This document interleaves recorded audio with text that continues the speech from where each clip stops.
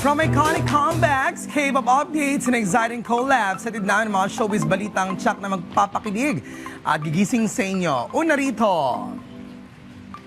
it's official, 90s kids' favorite boy group is coming back. Matapos ang ilang dekada, finally magbabalik ang kinagigiliwan ng lahat, ang Taiwanese boy group na F4 sa pamamagitan ng kanilang world tour.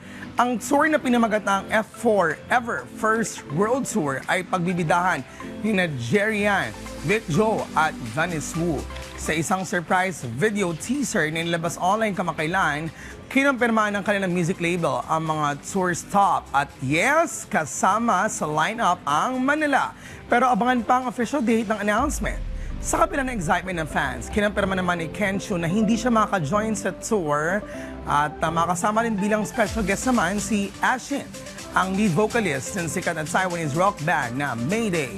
Matatanda ang sumikat ang nasabing grupo noong 2001 matapos ang huge success ng hit Taiwanese series na Meet Your Garden na nagpasimula ng Asian novela craze sa Pilipinas.